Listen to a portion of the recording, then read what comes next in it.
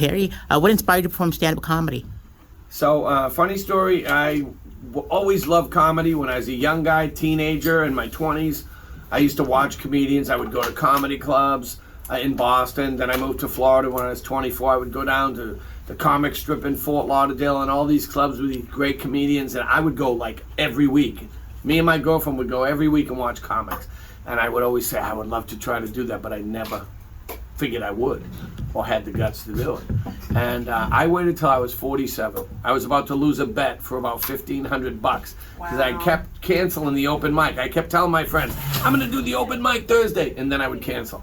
So my best buddy Lenny, who passed recently, but he called me out. He goes, you bugged me yet? And so long story short, we made this bet, and I did it. I brought 45 people to the New York Comedy Club, Boca Raton, on a Thursday night. And they put me up 13th out of 13 comedians, and I went up and killed because I had 45 people in the room, and I thought, wow, I'm an amazing new comic. And then I went back a month later to the open mic without 45 people by myself, and I bombed. And I said, I'm never doing that again. Next thing you know, I was in the Improv in the New Faces of Comedy, and I made it into the finals, and on my third time doing it. And I said, maybe I could do this, and now here it is 17 years later, and I'm headlining at Cristy B's Comedy Club. Oh, hi. Excellent set, by the way. Thanks, I'm glad you liked it. I had a blast. This room's great. It really is. Yeah. And what was it feeling like when you first performed stand-up? Scary as hell. The thing that blew my mind was the light, how bright that light was, and the fact that there's a room with 200 people in the room and you can only see the people in front. I actually thought there was something wrong with the lights. I'm like, it's blasting my brains out of my head. But to be up on stage and have people laughing and appreciating the jokes that you write, that's a charge. Makes you want to go back. Most definitely. And what are your favorite comedy specials, comedy record albums, and comedy podcasts? I'm old school, dude. You got to give me the old Eddie Murphy, the old Dom Herrera, anything David Chappelle in the older days, Richard Jenny, Robert Schimmel. Those are the guys. I don't even know the new comics. I hate saying this. I don't watch it anymore. I only do my thing. But I love the old school guys. For sure. Do you have a favorite podcast, comedy podcast? No, I don't even. I've been on podcasts, but I've almost never listened to a podcast in my life. Same. There's only a few, but I know they must be awesome. I just don't listen. Indeed. And some of those guys like Eddie Murphy and such have been on TV films. And what are your favorite sitcom sketch shows and comedy films? Oh, first of all, the best show ever made. Nobody knows but me. Even the people on the show forget about it. Fawlty Towers. It's a British show on the set. Fawlty Towers is the best. God, John Cleese and the whole crew, they were fantastic. It was 12 episodes. I could quote probably almost every word of every show. Me and my mom and dad, we still watch. We have all the tapes. We watch them DVD. And then you got Seinfeld and Larry from Curb Your Enthusiasm, Larry David. Mostly with me, because I'm in my 60s. Everything's going to be old school. I like the old school stuff.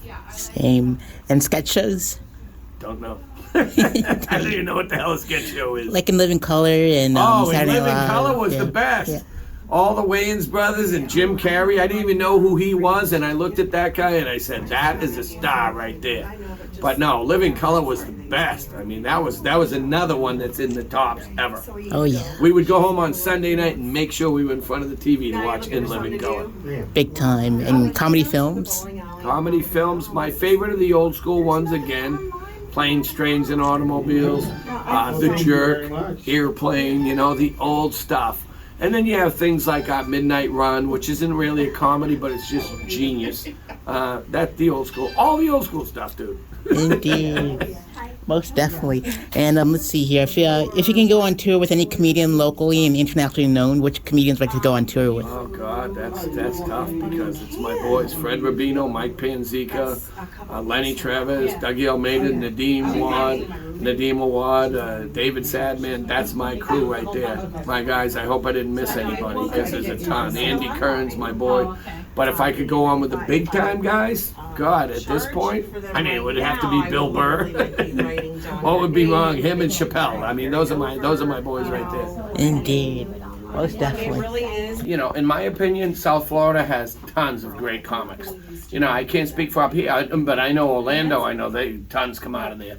But in South Florida, probably 50 awesome comics that are just doing the local scene down there. Wow. It's a good comedy scene down there with some really good clubs. Big time. And if you can get roasted by 5 comedians, top 5 dead or alive, which comics would you like to get roasted by? That'd be my friends. I'd be right back to the same guys: Mike Panzica, Lenny Travis, David and Nadeem, and my boy Fred Rubino. It'd be those 5 right there. Awesome. And where do you see your comedy journey in the next 5 years? Tanking. I'll probably be working at Publix. No, I'm sorry. Aldi's. Yep. All these cheap bastards. No, I'm actually, you know what's funny? Again, I'm 16, 17 years deep. And for the last year or so now, I'm headlining more than I'm featuring. And I'm getting better paid gigs with the hotels and, the whole thing. So, but I've been getting, you just move and you go up. Hopefully, that's what you're trying to do. But I notice now I'm getting booked headlining gigs all the time, which is so good. That's not me. That's you. And I remember I was afraid to do 30 minutes, then I was afraid to do 45, and I've done an hour a couple times, so it feels good. Once I get like the Most definitely. And so let's see here. What is your? Where can the audience find you online and on social media? So mainly with me, I'm on Facebook. I'm on Instagram. I don't do much. I hate the technology and all the social media, but Facebook, I'm a presence on Facebook. I post every show that I'm going to do on Facebook. Perry Sack. There's more than one profile, but it's the one with me and my beautiful wife. Perry Sack, S-A-K. That's how you find us. Awesome. And what is your favorite joke a comic has written? That's a great question. There's some really good ones. You know what's the first one that came to my mind right now? There was a guy named Pretty Paul Parsons. His opening joke was this. They say AIDS started because a man had sex with a monkey. And for that, I apologize. That's the first one that came to my mind. But there's so many great jokes that people have written. Big time. And what experience would you like your audience to take with them after a set is over? I hope they're walking around. I hope, first of all, their face hurts a bit. I hope there might have been a tear or two, but I hope they're saying, I want to see that guy again. Something happened to me recently. I did comedy at Sad Man Comedy Cafe, and the owner, David, called me the next day, and he said, hey, Perry, some people called I was featuring.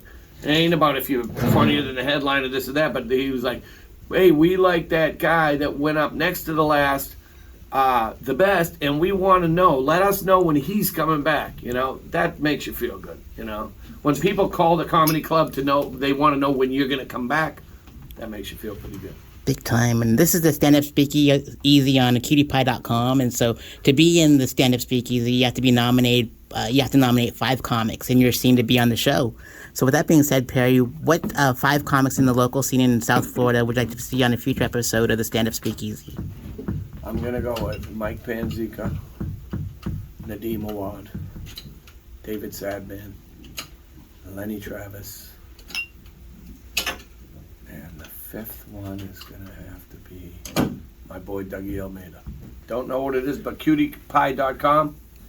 Hell yeah.